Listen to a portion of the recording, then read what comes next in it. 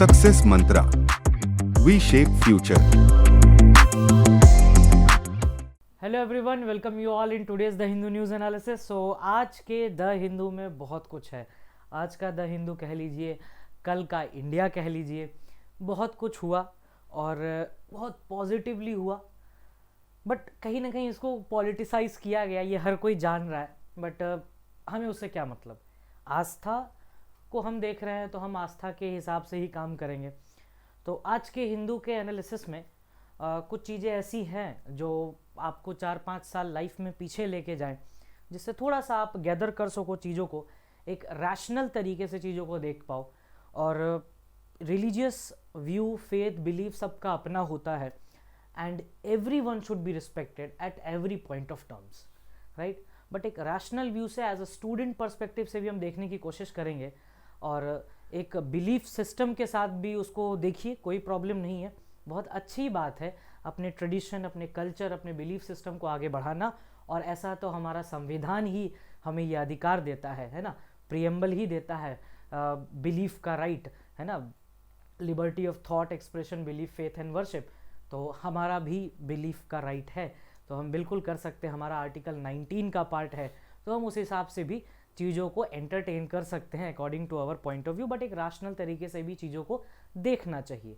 दोनों तरीके से देखिए। I am not like pointing कि आप केवल रैशनल तरीके से देखिए, आप दोनों तरीके से देखिए, ताकि एक ग्रोथ और एक अपॉर्चुनिटी क्रिएट हो आपके लिए भी और आपके सराउंडिंग में रह रहे लोगों के लिए भी। ठीक है, तो चलिए देखते हैं पहला हमारे पास न्यूज़ आर्टिकल क्या है आज के लिए। तो आज 4 इंपॉर्टेंट न्यूज़ है हमारे पास। एक तो न्यूज़ नहीं कहेंगे हम एक न्यूज़ को, एक न्यूज़ हमारे ट्रेडिशन बिलीफ सिस्टम का पार्ट है, तो वो चीज़ है। दूसरा है एक्सरसाइज खंजर। तीसरा है Chinese research vessel enters Indian Ocean heading to Male से trackers. Male is basically the capital of Maldives, जिससे हमारे अच्छे रिलेशंस नहीं हैं फिलहाल। थोड़े एक पॉइंट ऑफ व्यू हमारा थोड़ा अच्छा नहीं चल रहा है विद मालदीव्स कुछ टाइम से। Centre not to rework RoDTEP scheme, it is WTO compliant से ऑफिशियल्स का कहना है कि रोड टेप स्कीम जो है, अब बात करेंगे रोड टेप स्कीम क्या है उस बारे में भी। और consecration done, PM calls it a historic day. Obviously it was a historic day and it will be a historic day. सरकारें आएंगी जाएंगी, लोग आएंगे जाएंगे, बट ये देश रहेगा और यहाँ के लोग रहेंगे, यहाँ का मंदिर रहेगा हमेशा के लिए। ठीक है, तो ये चीज़ें हैं। बस अटल बिहारी वाजपेयी साहब ने भी बोला था एक बार कि सरकारें तो आएंगी जाएंगी, बस ये देश रहना चाहिए। तो ये देश रहना चाहिए और उससे देश से जुड़ी आस्था और उससे जुड़ी हिस्टोरिकल सिग्निफिकेंस रहना चाहिए। ठीक है, तो चलिए शुरू करते हैं फर्स्ट न्यूज़ के साथ। तो सियावर रामचंद्र की जय। चलिए फर्स्ट न्यूज़ है हमारे पास, consecration done, PM calls it historical day. एक रैशनल पॉइंट ऑफ व्यू से देखने की कोशिश करेंगे कि हमारे एग्जाम के लिए और हमारे पेरिफेरी के लिए क्या क्या चीज़ें इंपॉर्टेंट हो सकती हैं एग्जाम पॉइंट ऑफ व्यू से।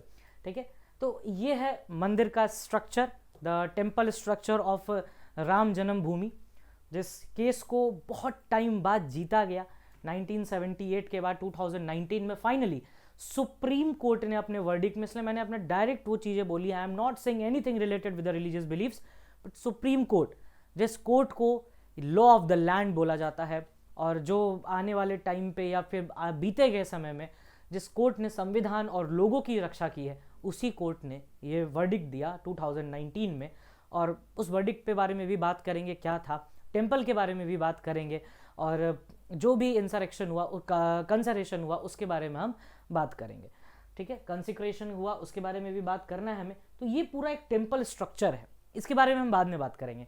बट टेम्पल आज हम देख रहे हैं, तो ये टेम्पल आया कैसे, ऐसी क्या चीज़ें हुई थी पास्ट में जिसके बाद इस टेम्पल के लिए इतनी खुशी, इतनी आस्था। हर टेम्पल से अपनी आस्था जुड़ी होती है लोगों की, सभी लोगों की जुड़ी होती है, अपने अपने धार्मिक स्थलों से सभी की आस्था जुड़ी होती है। बट इस टेम्पल में ऐसा क्या खास था, ऐसी क्या पीछे की लड़ाई थी जो लड़ी गई और फाइनली ये सेटअप किया गया और PM मोदी जिसका इनॉग्रेशन करने आते हैं, ठीक है, जिसको कुछ हद तक पॉलिटिसाइज किया गया था। Everyone will accept it. अगर नहीं कर रहे हो तो you need to revisit your minds, right. तो देखते हैं, चलिए।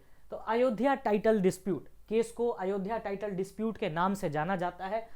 मोस्ट इंपॉर्टेंटली ये बात याद रखना, लेकिन एग्जाम में आपके अयोध्या टाइटल डिस्प्यूट नहीं आ रहा है, उसको भी पता है कि ये बात तुम्हें पता है। अयोध्या राम मंदिर issue was not a religious issue. पहली बात, जब कोर्ट में ये केस गया, it was not a religious issue, ठीक है। और ये टाइटल डिस्प्यूट था, ये प्रॉपर्टी डिस्प्यूट था। प्रॉपर्टी डिस्प्यूट किसका? डीटी का, लॉर्ड रामा का, जो कि एक लीगल एंटिटी हुए और उनको रिप्रेजेंट किया गया in the court of law, ठीक है, और वो जीते फाइनली, ठीक है। तो Ayodhya was a title dispute, वो एक जमीनी विवाद थी जिसके ऊपर जजमेंट आया 2019 में। तो देखते हैं इस जमीनी विवाद के पीछे केस कौन सा था। तो केस था एम सिद्दीकी वर्सेस महंत सुरेश दास। ये केस का नाम याद रखना, M Siddiqui versus Mahant Suresh Das. The court overturned the 2010 Allahabad High Court judgment that divided the title to the Babri Masjid Ram Janam Bhoomi site।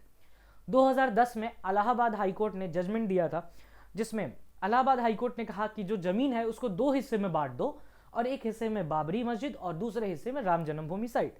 इसको एक्सेप्ट भी नहीं किया गया और चैलेंज किया गया कि भाई ये पूरा एरिया जो है वो रामलला का है, क्योंकि यहाँ पर जन्म हुआ और राजा राम यहाँ पर थे, तो भाई आधा क्यों, पूरा क्यों नहीं। तो ये टाइटल अवार्ड किया गया भाई इस तरीके से। तो सुप्रीम कोर्ट ने 2019 में इस केस में एम सिद्दीकी वर्सेस महंत सुरेश दास में इसको ओवरटर्न किया और it awarded the title to the deity Shri Ram Virajman. Shri Ram विराजमान को वहां पर टाइटल दिया। उन्होंने कहा कोर्ट ने कि ये जो जन्मभूमि है ये पूरे तरीके से रामलला की है, तो यहां पर हम आधा आधा नहीं बांट सकते हैं on the basis of evidences and on the basis of Indian evidence act, जिसमें सभी की बात की गई, जिसकी हम बात करेंगे आगे। ये डिस्प्यूट अराइज होता है 1949 फैजाबाद कोर्ट से। फैजाबाद कोर्ट में पहली बार इस चीज को लेके जाया गया कि भाई ये रामलला का जन्मभूमि है, तो यहाँ पर ये बाबरी मस्जिद क्यों है।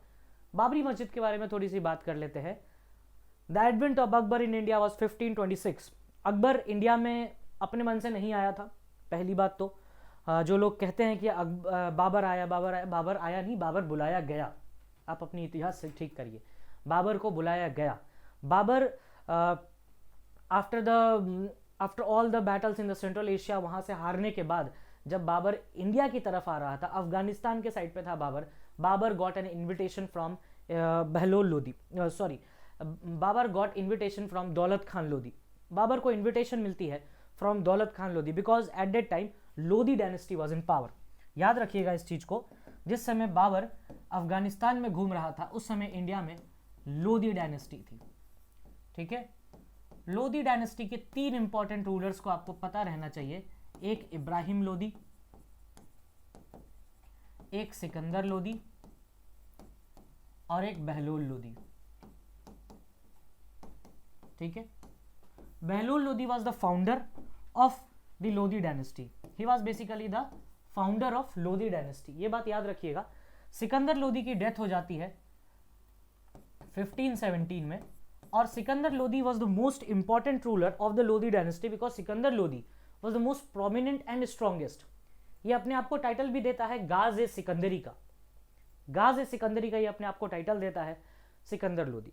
1517 में after the death of Sikandar कहीं ना कहीं इब्राहिम लोदी के पास पावर आई, और Ibrahim Lodi was strong but not that much. But looking at the powers that is being used by Ibrahim Lodi, दौलत खान लोदी गॉट जेलस कि भाई उसको चाहिए थी। दौलत खान लोदी इनवाइटेड बाबर। दौलत खान लोदी इनवाइटेड बाबर। दौलत खान लोदी बाबर को इनवाइट करता है इंडिया में, और बाबर उसके बाद इंडिया में आता है और फर्स्ट बैटल ऑफ पानीपत लड़ी जाती है 1526 बिटवीन बाबर एंड इब्राहिम लोदी। 1526 में बैटल ऑफ पानीपत लड़ी गई और इस बैटल में बाबर जीतता है, जबकि कहा गया था कि बाबर के पास 10,000 के आसपास सैनिक थे, इब्राहिम लोदी के पास उससे ज्यादा, फिर भी बाबर जीत गया। देखिए पहला तो रीजन यही है कि आपके खुद के सगे जब आपके साथ ना हो तो आपका कुछ नहीं हो सकता।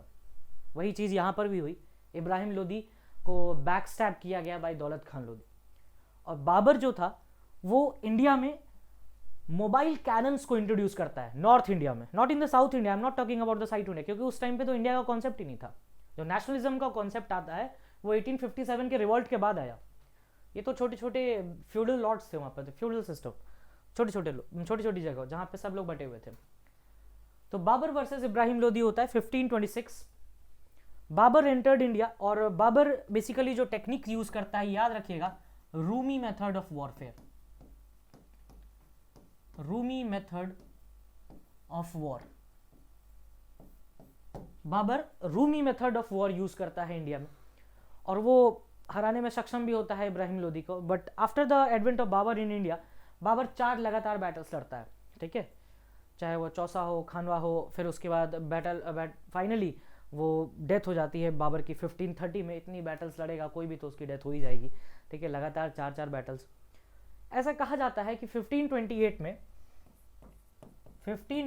में बाबर ने उस टाइम के राम मंदिर को, जो 1500 में था, उस टाइम के राम मंदिर को मीर बाकी को बोल के, Mir Baqi used to be a commander in his army, Mir Baqi को बोल के उसने तोड़वाया और उसने बाबरी मस्जिद बनवाई वहां पर।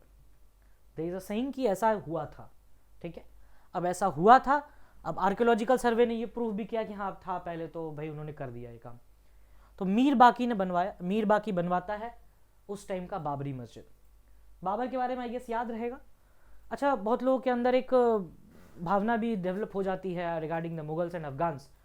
तो बड़ी कुछ दिन पहले एक बहुत अच्छी बात की गई पार्लियामेंट में कि साहब आप देश के लोगों को मत बांटिए, कुछ नहीं होगा, आप इतिहास नहीं बदल सकते। और इतिहास में जो लड़ाइयाँ लड़ी गई वो किस कारण से लड़ी गई ये आपको भी पता है और हमें भी पता है। उस टाइम पे नेशनलिज्म के लिए नहीं, बल्कि अपने पावर को बढ़ाने के लिए लड़ी गई थी। और ऐसा आप किताबों में पढ़ लीजिए, हिस्टोरियंस के बुक्स में पढ़ लीजिए। आप हिस्ट्री कहाँ से पढ़ते हैं? किताबों से ही तो पढ़ते हैं, या बाहर जाके देखते हैं 300 साल पीछे चले गए और जाके पढ़ रहे हैं हिस्ट्री। ऐसा तो बिल्कुल नहीं होता। किताबों से पढ़ते हैं, रिकॉर्ड से पढ़ते हैं, एविडेंसेस से पढ़ते हैं, वैसे ही हिस्ट्री पढ़ी जाती है। तो कहीं ना कहीं मीर कासिम, जो कि इस्लाम का एडवेंट करता है इंडिया में, दो द इस्लाम इन इंडिया वो आती है अरब मर्चेंट्स के through, but Mir Qasim was the prominent जो कि पहली बार रेड करता है इंडिया में, है ना। कासिम, गजनी और गोरी, तो ये 3 नाम आप याद रखिएगा। कासिम आता है, फिर गजनी आता है, फिर गोरी आता है। किसने बुलाया था मोहम्मद गोरी को इंडिया में, ये बात भी याद रखिएगा। जयचंद वॉज द वन जिसने इनवाइट किया, है ना।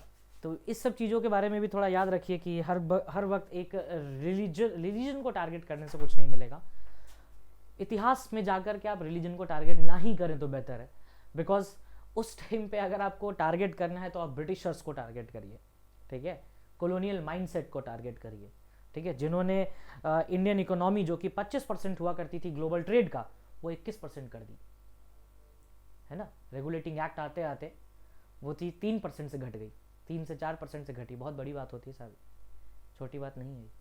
आप इसको देखिए अगर देखना ही है तो ये चीज़ आपको क्लियर आई गेस। बाबर और इब्राहिम लोदी वाले एक्ट, ये बाबर और उसके बाद मीर बाकी को बोल के वो फाइनली वो बनवा देता है। अब आते हैं हम करंट टाइटल पर। तो टाइटल सूट फाइल होती है 1949 फैजाबाद कोर्ट में, और Faizabad court on the right of December 22। अच्छा, ये जो भी लैंग्वेज है I have directly taken it from the SCO observer and the record of the judgment, ठीक है। I have not added a single word from my side. On the night of December 22, a set of Hindu idols were placed under the Babri Masjid dome. ये court जब case file हुआ 22 दिसंबर की रात को वहां पर मूर्ति रखी गई, और उसके बाद 144 लगाया गया और ऑर्डर दिया गया कि भाई आगे से किसी भी इस तरीके का दंगे भड़कने के चांसेस हो सकते हैं, ठीक है। कोर्ट के सामने फाइनल वर्डिक्ट के बारे में बात करते हैं, क्योंकि हमारे पास उतना भी नहीं है कि हम पूरा 1949 से आज तक आए, बिकॉज उतना हमारे काम का नहीं है। कोर्ट के पास 4 क्वेश्चंस थे सामने में। पहला, द मेंटेनेबिलिटी ऑफ सूट, क्या इतने सालों के बाद 1949 के बाद क्या ये सूट मेंटेनेबल है? तो सूट की मेंटेनेबिलिटी एक जगह कही गई नहीं है और 2 जगह कही गई कहाँ है। अब कहाँ वो देखना होगा। इंडियन ये सब चल रहा है लिमिटेशंस एक्ट, ठीक है, Indian limitations act. Possessory rights over the outer courtyard, बाहरी आंगन और अंदर का आंगन। The relief sought to obtain by the various parties. ये 4 क्वेश्चंस थे कोर्ट के सामने। अब देखते हैं, कोर्ट के सामने 4 क्वेश्चंस और 3 पार्टीज, एक निर्मोही अखाड़ा, एक राम जन्मभूमि ट्रस्ट और दूसरे तरफ से बाबरी मस्जिद। देखते हैं 1951, the Nirmohi Akhara filed a title suit number 3। The Nirmohi Akhara claims is the rightful manager of the Ram Janmabhoomi. Nirmohi Akhara claim करता है, जिसका शंकराचार्य जी ने भी नाम लिया था कुछ टाइम पहले। निर्मोही अखाड़ा को खुद को बताते हैं कि हम राइटफुल ओनर हैं राम जन्मभूमि के मैनेजमेंट के। एक तो ये बात हो गई। इसका खैर मेंटेनेबल नहीं था निर्मोही अखाड़ा का पॉइंट, ये सुप्रीम कोर्ट ने बाद में मेंशन भी किया, नॉट मेंटेनेबल। 1961 में Uttar Pradesh Sunni central board of Waqf also filed the suit. The board claims position of the mosque, the Babri Masjid, developed bye Mir बाकी अंडर बाबर 1528। उसके बाद 1989 senior advocate Deoki N Agarwal filed suit number 5 on behalf of lord Rama in the Allahabad high court. All prior suits were move to the high court. ठीक है, इतनी बातें हो गई। Lord Ram, भगवान राम की तरफ से आए Devaki N Agarwal. Uttar Pradesh Sunni central board of Waqf ने कहा कि भाई हम मस्जिद को रिप्रेजेंट करेंगे, लेकिन निर्मोही अखाड़ा ने कहा कि राम जन्मभूमि के रियल राइटफुल ओनर या मैनेजर हम हैं, आप नहीं। तो ये बात क्लैश हो गई भाई, दो लोग एक ही चीज के, तो मेंटेनेबिलिटी की तो बात होगी। और finally Nirmohi Akhara was held not maintainable. और on November 9th 2019 the court delivered its judgement. It awarded the title to the deity Shri Ram Virajman and directed the state to grant the Sunni Waqf Board an alternate site at Ayodhya for the construction of a mosque, जिसकी बनने की शुरुआत I guess की मई और जून के हिसाब से शुरू हो जाएगी बनना। और वहाँ पर दुनिया का सबसे बड़ा कुरान रखा जाएगा, सब ऐसी बातें भी की जा रही है, जिसमें 5 पिलर्स होंगे अलग अलग। जनरली मस्जिद के स्ट्रक्चर में 4 ही रहते हैं, इसमें 5 रहेंगे, जो कि काफ़ी डिफरेंट होगा। और मतलब आएंगे लोग बाहर से, मक्का मदीना से, जो इसको स्टैब्लिश करेंगे। तो फाइनली कोर्ट ने 2019 में बोला कि जो अच्छा, ये कोर्ट ने 2019 में बोला, ऐसा क्या हुआ था बीच में उस रखने के बाद। 1991-92 की बात है। लाल कृष्ण आडवाणी लेड कार सेवक जिन्होंने मस्जिद तोड़ा, और फाइनली उस टाइम पे वो पूरा एक रायट हुआ, एक बहुत लॉन्ग लेंथ रायट हुआ, जिसको बाद में शांत भी किया गया कुछ करके, बट तब तक मस्जिद टूट चुकी थी। तो अब सुप्रीम कोर्ट ने यहाँ पर बोला, however they were all the Uma Bharti was there and there was Lal Krishna Advani was there, सबको एक्विटल करार दिया गया, क्लीन चिट मिला सबको। no one has was held liable at this point of time। Court ने ही clean chit दी है 2020-21 में। 2019 में सुप्रीम कोर्ट ने एक्सप्लिसिटली डिलीवर किया कि भाई ये जो जमीन है, ये जो टाइटल डिस्प्यूट है एम सिद्दीकी वर्सेस बहेन सुरेश दास में, ये रामलला को जाती है, और as a relief Sunni Waqf board को एक अलग से साइट देती है जिसमें वो मस्जिद का कंस्ट्रक्शन करवाएंगे।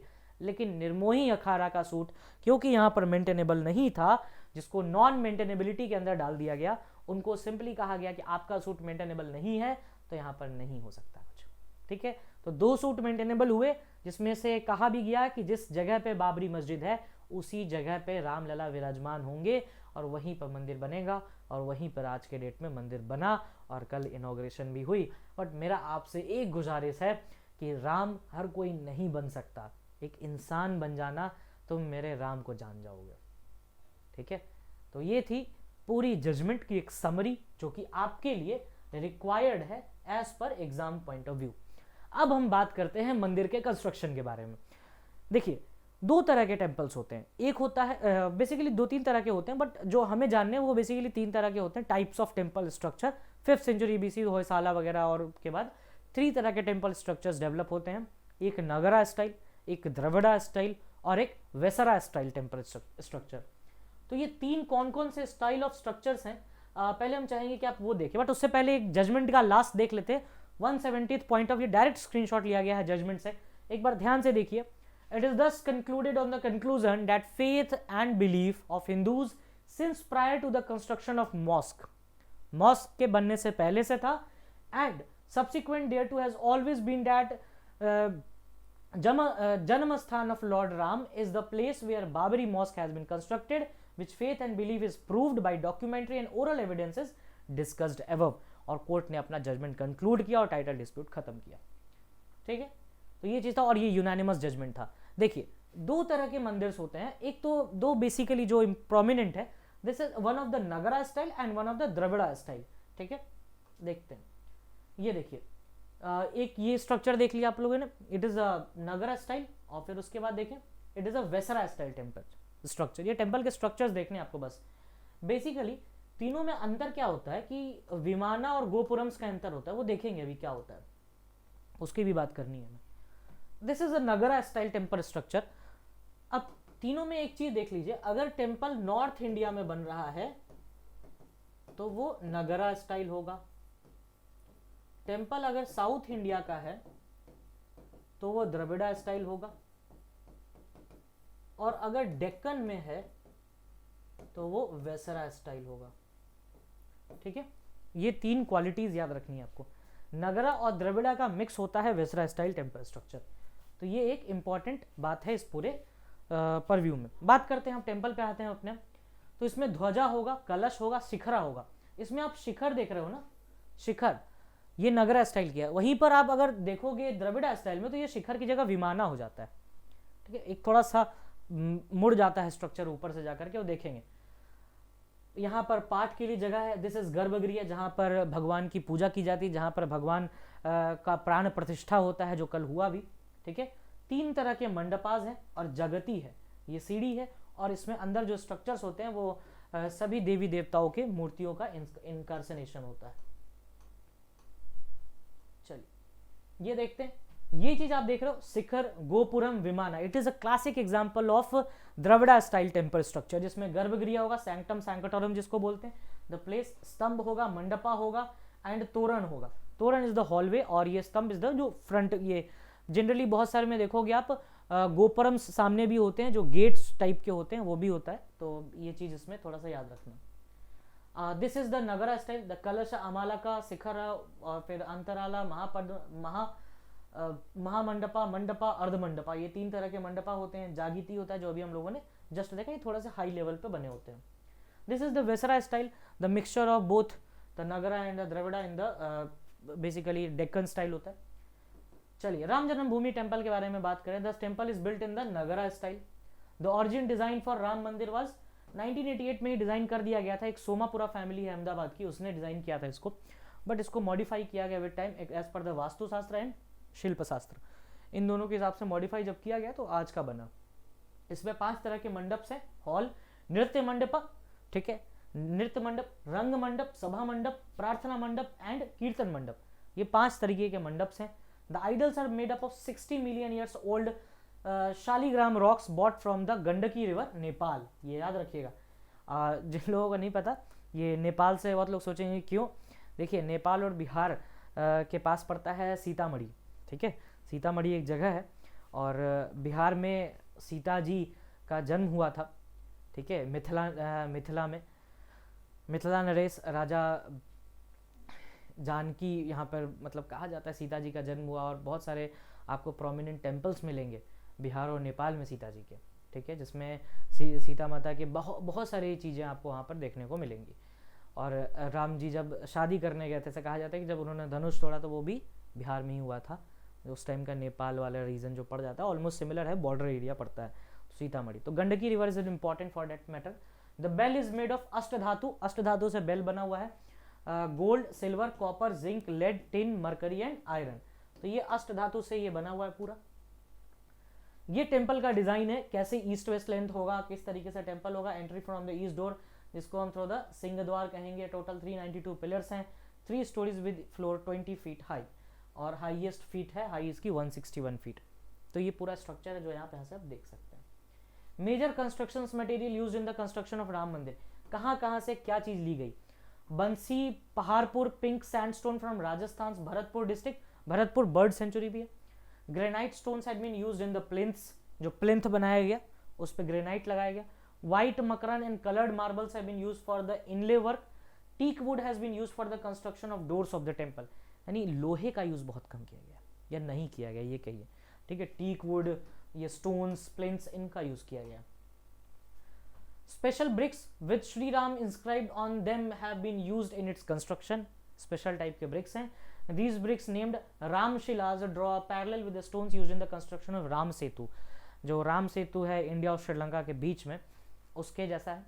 Other materials use saligram rock, copper plates, gold and ashtadhatu, जो कि अभी हम लोगों ने देखा। उसके बाद ये एक लिस्ट है कि जो लोग शामिल थे इस पूरे में। चीफ आर्किटेक्ट थे Chandrakant Sompura and his 2 sons Nikhil Sompura and Ashish सोमापुरा।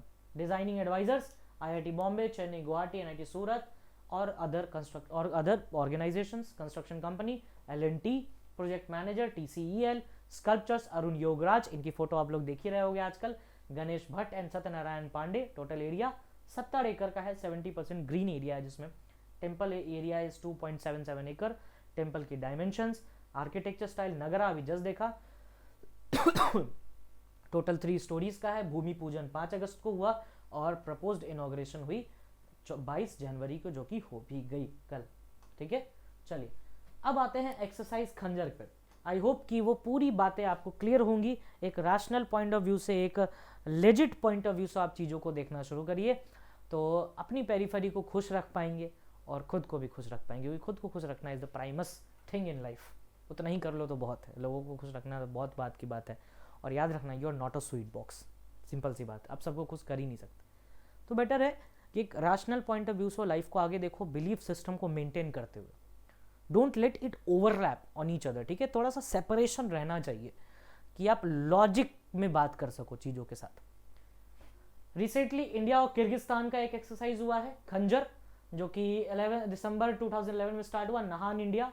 इसका एनुअल इवेंट होता है और ये ज्वाइंट स्पेशल फोर्स किर्गिस्तान और इंडिया के बीच में ये एक्सरसाइज की जाती है ना। बस उतना ही था, उसमें ज़्यादा कुछ है नहीं। एक्सरसाइज का नाम याद रखना है और कंट्री के बीच में। ये आप देख रहे हो, दिस इज मालदीव्स। इंडिया का रिलेशंस वैसे ही खराब हुए पड़े हैं अभी, इनसे काफ़ी फ्रिक्शन है रिलेशन में।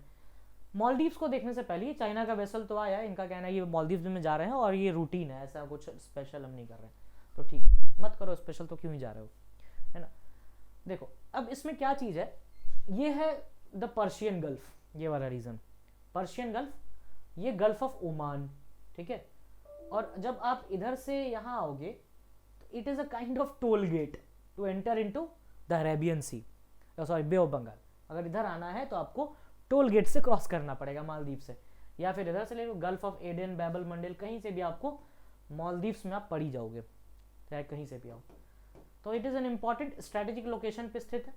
तो चाइना क्या कर रहा है, जियांग यांग होंग 003, ठीक है, ये ओपन सोर्स इंटेलिजेंस के हिसाब से पता चला है कि ये माले डेस्टिनेशन की तरफ ये बढ़ रहा है और नोटवर्दी डेस्टिनेशन है इसका। उनका कहना है कि भाई ये रूटीन है। मालदीव के geographical position like a toll gate, अभी बात कर रहे थे हम टोल गेट के बारे में। इंडियन ओशन के चेक पॉइंट्स है gulf of Aden and straight of Hormuz के पास, जो अभी हम बात कर रहे थे, जो आपके पर्शियन गल्फ वगैरह का रीजन है। And the eastern Indian ocean check point strait of Malacca on the other side. Strait of Malacca basically आपको जावा और इंडोनेशिया के पास पड़ेगा, वहाँ पे सुंडा स्ट्रेट भी एक पड़ता है। जब आप पूरा मैप खोलोगे तो आपको मिल जाएगा वो।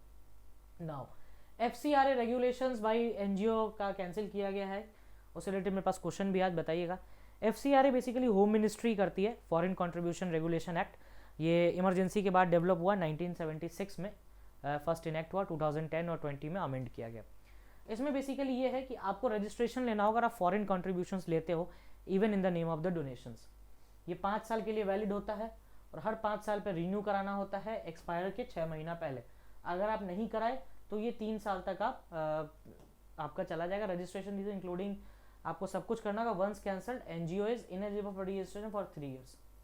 अगर आपने नहीं करवाया रजिस्ट्रेशन एक्सपायरेशन के बाद तो एक बार और आपका कैंसिल कर दिया गया तो 3 साल से पहले दोबारा आप रजिस्टर नहीं करा सकते। तो इस बात का आप थोड़ा सा ध्यान रखिएगा। चलिए कवरेज पे देखा जाए तो ये एसोसिएशंस, ग्रुप्स और NGOs पे लागू होते हैं। क्राइटेरिया में क्या है, ये सभी और NGOs पे एलिजिबल है जो कि अपने आप को FCRA पर रजिस्टर करवाते हैं। आपको अपना बैंक अकाउंट खोलना पड़ेगा SBI दिल्ली में, ये इंपॉर्टेंट है, इट इज़ नेसेसरी। और फंड्स को आप जिस पर्पस के लिए मंगवा रहे हो उसी पर्पस के लिए ही यूज़ करेंगे। ये बेसिकली टेररिज्म से दूर रखने के लिए रखा गया। इससे रिलेटेड PMLA एक्ट भी है जिसकी आपको टेक्निकली अभी तो नहीं पढ़ना है। Now centre not to rework RoDTEP scheme as it is WTO compliant says officials. देखो रोड टेप स्कीम की सबसे पहले तो आप फुल फॉर्म देख लो कि क्या होता है। ये बेसिकली रिफंड से रिलेटेड है। Refund enabled central state scheme है जो कि लोकल टैक्सेस और ड्यूटीज़ पे लगता था। ठीक है, रिफंड मिलता नहीं था वो जो देते थे टैक्स, तो यहाँ पे उसी के बारे में बात हो रही है कि रिबेट मिलना चाहिए, रिफंड मिलना चाहिए। और इसको 2021 में लाया गया और रिप्लेस किया गया merchandise export from Indian scheme, MEIS से इसको हटाया गया।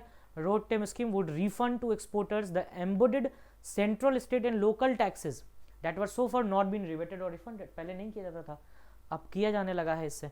Under this scheme a rebate will have to be claimed as a percentage of freight on board value exports. जो ऑन बोर्ड फ्राइट की जो वैल्यू है उसके बेसिस पर रिबेट आपको मिलेगा। अब ये WTO के कंप्लायंस के पैरेलल में है, क्योंकि हम बेसिकली ये इसलिए कर रहे हैं ताकि हम अपनी इंटरनल एक्सपोर्ट्स को भी ठीक रखें और एक्सटर्नल भी मैनेज रहे दोनों। तो rebates will be issued in the form of transferable duty credit electronic chips के फॉर्म में मिलेगा, ई स्क्रिप्ट कह सकते हो। और जो लेजर है वो मेंटेन करेगा central board of indirect taxes and customs. The rebate is issued as a transferable electronic script by the central board of indirect taxes in end to end IT environment. वही है, technologically boost भी हो रहा है, साथ साथ rebate भी मिल रहा है, क्या दिक्कत है। क्विक वेरिफिकेशन होगा और आइस गेट पोर्टल होगा, इंडियन कस्टम्स इलेक्ट्रॉनिक गेटवे, जो कि डिटेल्स वगैरह रखेगा कि credit availed by the exporter, कितना क्रेडिट लिया है आपने, नहीं लिया, उस बारे में भी ये बात करेगा। फ्राइट ऑन बोर्ड क्या होता है? एक टर्म यूज किया जाता है indicate who is liable for goods damage और डिस्ट्रॉय ड्यूरिंग द शिपिंग, कि आप लायबल भी हो कि भाई आपको दिया जाए डैमेज गुड्स का और destroy during the shipping time पे। FOB origin means the buyer is at risk and takes ownership of goods once the seller ships the product. ठीक है, जैसे मान लो कि मेरा सामान था, मैंने यहाँ से सेल कर दिया, अब जिसने खरीदा है वो उसकी रिस्पॉन्सिबिलिटी पे आ जाती है। FOB destination means the seller retains the risk of loss until the goods reach the buyer. और FOB का मतलब होता है फ्राइट ऑन बोर्ड, जब तक वो बायर के पास ना पहुंच जाए तब तक सेलर की ही रिस्पॉन्सिबिलिटी रहेगी। टेक्निकली बस यही है, आप ये स्कीम का नाम याद रखिए, डायरेक्टली एग्जाम में आ ही सकता है कि क्या किससे रिलेटेड है, इकोनॉमिक्स का टर्म है, थोड़ा बहुत याद रखिएगा, इंपॉर्टेंट है।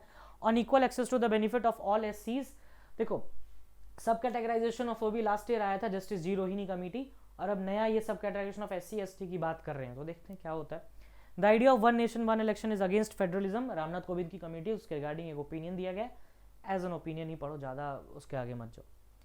Now questions, in which state Chilika lake is located? Orissa, it is a Ramsar site, Sunday को न्यूज में भी था ये। इन विच ईयर, अच्छा बताइएगा कमेंट सेक्शन में, इंडिया में टोटल कितने रामसर साइट्स हैं? फ्री मूवमेंट रिजीम कब इंडिया में स्टार्ट हुआ? म्यांमार के साथ है ये। FCRA रजिस्ट्रेशन किस ऑर्गेनाइजेशन के लिए? अभी जस्ट देखा है। विच कंट्री, ये Soraya satellite on Saturday. Telecommunication bill किसको रिप्लेस करेगा? The Ram temple in Ayodhya कौन से एंशिएंट स्टाइल ऑफ आर्किटेक्चर से रिलेट करता है? तो नगरा स्टाइल। तो आज के लिए इतना ही था, आई होप कि चीज़ें काफ़ी होंगी आपके लिए, और if you have any doubt you can mention the comment section. Thank you, that's all from my side.